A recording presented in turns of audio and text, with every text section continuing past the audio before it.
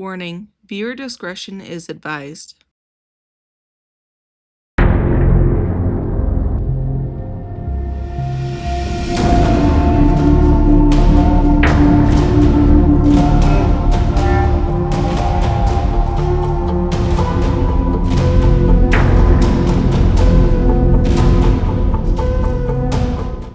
Hi friends, welcome to Meals to Unalive For, where we talk about a true crime case, and I make a meal from scratch. I'm your host, Jody Breton, and if you enjoy this episode, please like and subscribe. I'm on YouTube, Spotify, TikTok, all the things, so come find me. So today we're switching it up just a little bit. We're going to be talking about the Warrens. And if you don't know who I'm talking about, we're talking about Ed and Lorraine Warren. So the couple responsible for the Amityville Horror, the Conjuring House, and many other supposed paranormal places. We're talking about their life, the misdealings that they had, and a lot of the poor decisions that were made. So let's get into it. Ed Warren was born September 7th, 1926 in Bridgeport, Connecticut. Lorraine was born January 31st, 1927 in Monroe, Connecticut. Lorraine claimed that from the time she was 7 or 8, she could see people's auras and was clairvoyant. She was raised as a Catholic and attended an all-girls Catholic school. Ed was also raised Catholic and claimed to have seen spirits as a young boy, like their deceased landlady. Ed and Lorraine would meet in 1944 at a movie theater where Ed was working at the time. The couple had already started dating, but Ed said goodbye to Lorraine and joined the Marines, but was kicked out since he was only 17. He would later join the Navy. Only 4 months into his deployment, an oil tanker crashed into his ship, setting it on fire. He was able to jump off the boat and get to safety. While he was on leave from the ordeal, he asked Lorraine to marry him, and she said yes. Ed finished out his service in the military, and in 1951, they had their daughter Judy. When Ed came back, he enrolled in art school and was especially good at painting haunted houses. Ed and Lorraine would skim the newspaper for haunted homes. Ed would draw the house, and they would knock on the front door and offer to investigate the home. Also, when I heard that, I thought that was wild. I know it was a different time, but no way in heck would I have someone draw my house and then knock on my door and then be like, yeah, you can come on in. That's totally fine. You're not going to murder me or anything. So, wild time. I know it was a different time, but that would not be me. So, it's at this point that Ed starts referring to himself as a demonologist. And he's very loud about saying that he's a certified demonologist and he knows what he's doing. And it seemed like nobody really questioned him because he was so sure of himself. But I just want to point out that there really is no certification for demonology. Obviously, people can study that in certain colleges and do research, but there really is no real certification. So it was very misleading of him to say that he was certified in demonology. So I guess the couple would go into these homes. Lorraine would investigate. She would lay on the bed and tell the homeowners what the spirit wanted from them. I guess they really built themselves a reputation doing this because they did it so often that they became known in their community for this. So people would start calling them. So, one thing that I thought was really sneaky of them is that they wouldn't charge for these investigations, quote unquote, but they owned the story. So, they would sell the story to writers, the media, and screenwriters. So, whatever the homeowner told them was happening, they would now own the rights to that story. It was around this time that the Warrens would open their occult museum, but they wouldn't get major attraction until 1970 when a family called them about a Raggedy Ann doll. So the owner of this doll was named Donna. She was a nursing student and she had two roommates, and the doll was gifted to her by her grandmother. Donna noticed that some suspicious things were happening around this doll. She claimed that the doll would move positions or be in a totally different room from where she left the doll, and eventually they started finding really random notes around the house, like help me and things like that. So she eventually called a medium to come and check things out. So the medium did a seance and said that the doll was named Annabelle Higgins. She was a 7-year-old girl who had been murdered in the same building, and that Annabelle decided that she liked the 2 female roommates but didn't like the one male roommate named Lou. So I guess that's why she was a little bit hostile towards Lou, but nothing overly malicious is what the medium had said. I guess this really scared her roommate Lou because he stopped staying at the apartment. He had stopped by one day because he was going somewhere with one of the roommates, and once he had stepped in, he had fallen and suddenly had a lot of cuts to his arm and was in a lot of pain, so he had to be taken to the hospital. They attributed this to the doll Annabelle. Donna eventually finds Ed and Lorraine Warren, and they tell Donna that the spirit wanted to possess Donna and that it was demonic. So they had a priest come and bless the house, and they took the doll and put her in their occult museum where it has mostly been ever since. Now, I'll talk a little bit more about this doll and my findings about it, but for now, just take it at face value. This is what they're saying. I couldn't confirm nor deny these facts. We just know that it ended up with Ed and Lorraine Warren in their museum. In 1974, the tragedy of the Amityville Horror was born when Ronald DeFeo killed his entire family, consisting of his parents, 2 brothers, and 2 sisters. In 1975, the Lutz family moved in and claimed it was haunted and terrifying things were happening in the house. Again, the Warrens were called and cooperated the story with Lorraine claiming that she saw the dead family members. And there was a lot of claims, like apparently there was a black stain that would just show up on some of the furniture that never came out, that some people were levitating, there was slime or ectoplasm oozing from the walls, things flying, just crazy, crazy things happening. According to the Warrens, a man named John Ketchum had lived on the property in the early 1920s and was known to do black magic that left a stain on the land. They also claimed that Native Americans used this land for their sick and their injured. And spoiler alert, there is nothing that supports either of those theories. There was indeed a John that bought the property in 1924 and built a house there shortly after, but his name was John Moynihan, and there's no solid evidence that he was into the occult or black magic or doing anything like that. They owned the property until the 1960s. As for the rumor that the home's property was used for Native Americans sick and dying, there's just nothing to support that. Actually, the local tribes came out and said that their people were not anywhere near that area, and there's a pretty extensive ownership history to the early 1600s. So it's just not likely that that would have been used for Native Americans. There's also never been any remains found, no archaeological evidence either. So, probably not likely. They're pretty sure that that's also a rumor.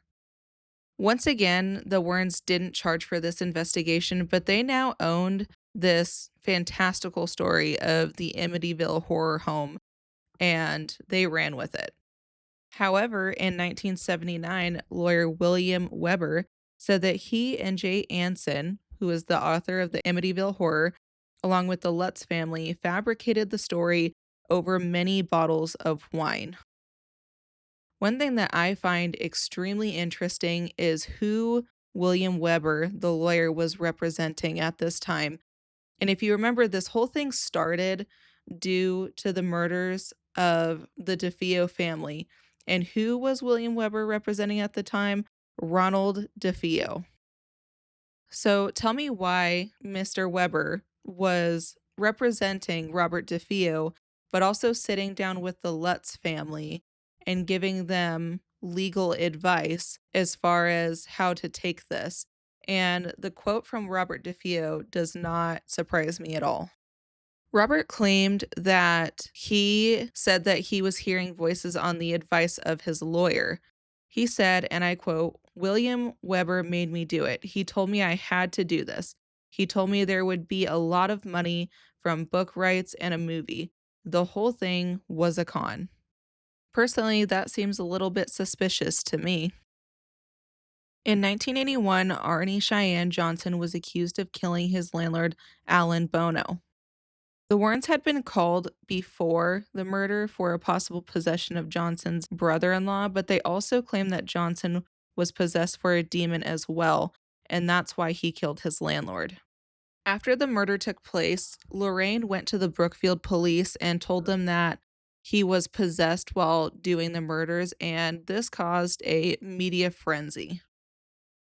At trial, Johnson pleaded not guilty by reason of demonic possession, and at first the judge rejected this, but they decided to go with self-defense as the actual defense instead of demonic possession, I guess.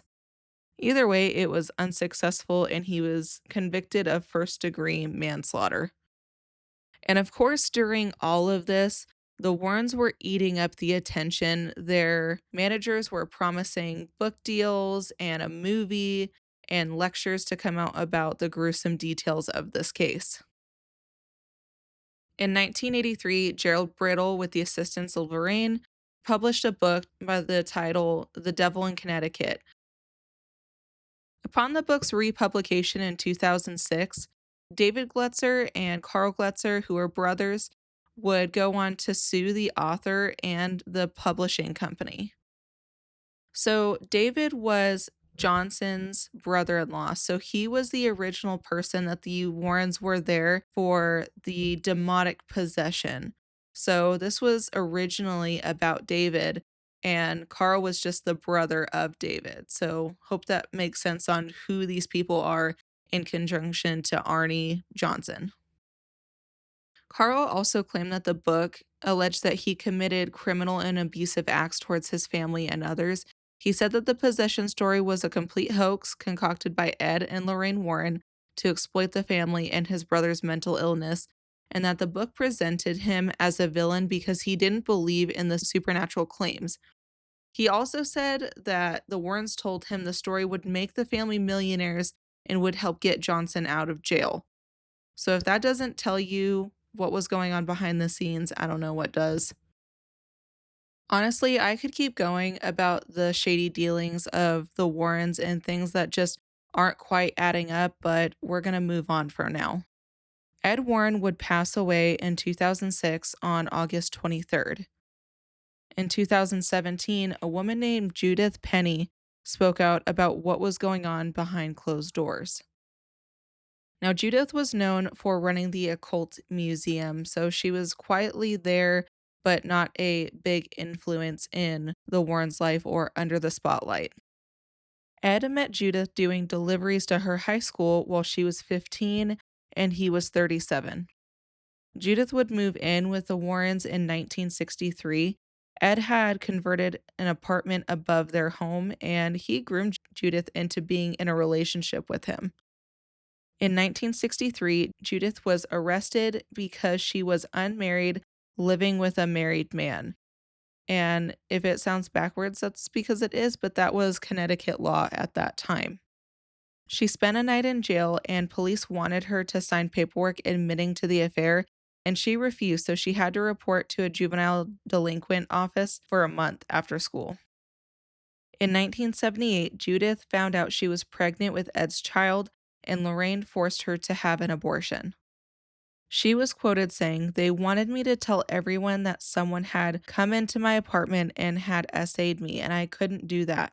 I was so scared. I didn't know what to do, but I had an abortion." I just want to remind everyone that this is factually true. There were police reports of Judith Penny's arrest and her living above the Warrens, so there's no disputing it. And what I think is even more disgusting is that Lorraine knew about it and did absolutely nothing to stop it, and in fact enabled it. So honestly, they're both monsters.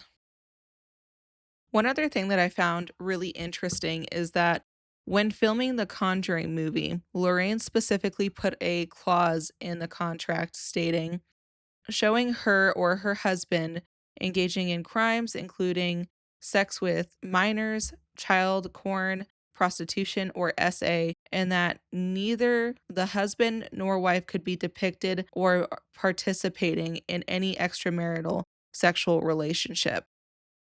Which is odd because that's not typical for someone to put that sort of clause in there. It's almost like she knew that there were skeletons in her closet. Lorraine would pass away at 92 in April 18th, 2019. Judith Penny was quoted saying after her death, "Her real God is money." Now, there are some other things that I want to point out before we close this up. So, Ed and Lorraine Warren claimed to be devout Catholics, and Ed claimed that he performed multiple exorcisms, and I need to explain why this is controversial. So, in order to be able to do an exorcism in the Catholic faith, you're supposed to be an ordained priest, among other tests, which could be well over 10 years of studying and tests, just to give you an idea of how rare this is. The Catholic Church only had about 15 people in the US before 2011 that would have been authorized to perform an exorcism. The Catholic Church actually came out and said that they did not authorize any such thing from the Warrens. So I think it's odd that they claim to be such devout Catholics, but they're not following a major part of it, which is you must be an ordained priest and go through these steps to be able to perform something so major, which is why there was only a little over a dozen in our country that could do that according to their faith. The author of A Haunting in Connecticut, Ray Garton, quoted Ed as saying, "Everybody who comes to us is crazy. Otherwise, why would they come to us? You've got some of the story, just use what works and make the rest up. And make it scary. You write scary books, right? That's why we hired you. So just make it up and make it scary." There seems to be quite the trend of people coming forward later on saying that there's a lot of dishonesty going on about what was actually taking place. And then remember I said that we would come back to the Annabelle doll? So Ed claimed that there were multiple deaths related to Annabelle, that she caused multiple deaths. And other than the speculation with Dan Rivera passing away, which was determined to be natural causes, Ed claimed that there was a priest who wrecked his car, that a couple got into a crash and the boyfriend died. I could find no evidence of this whatsoever. I couldn't find newspaper clippings. I couldn't find a story. I couldn't find anyone claiming to be family where this happened. It just simply doesn't exist other than what Ed had said about Annabelle causing this. In fact, every piece of evidence that I looked into that they claimed about any of the locations that they quote unquote investigated, there was just nothing about it that was not immediately debunked or heavily speculated or someone claiming that they helped fake that evidence. Now, I will say that they did not have technology on their side since this was, much earlier in time before technology was as great as it was now. But I just think it's odd that there's just nothing credible for everything that they have said. There is at least one person that says that it never happened. Now, do I think that these locations are haunted? It's possible. I'm not saying that they're not. I'm just saying that clearly what the Warrens were saying and the extremes that were being put out aren't necessarily what was going on overall. And unfortunately, due to their lies, it made the paranormal community less credible and made the community look at us like we are con artists because let's be honest, that's what the Warrens were, con artists. For this week's episode, I decided to do a lemon chicken with mushroom risotto, and then shallots and potatoes, and then a double chocolate brownie. So there wasn't really any huge motivation between this meal. It just, I wanted to do something different than what I had been doing. So I hope you guys enjoyed it. And that's all I have to really say about that, guys. I hope that you join me next week. I'm going to be talking about the Robert DeFeo case and the Arnie Johnson case because I feel like I just glassed over them. There's a lot more to talk about in those cases. And since it was very influential to the hauntings and now it's so popular, I do want to talk about what actually happened and do a deep dive of their cases overall. So if you enjoyed this, please give me a like, a follow, and I will see you guys on the next one. Bye.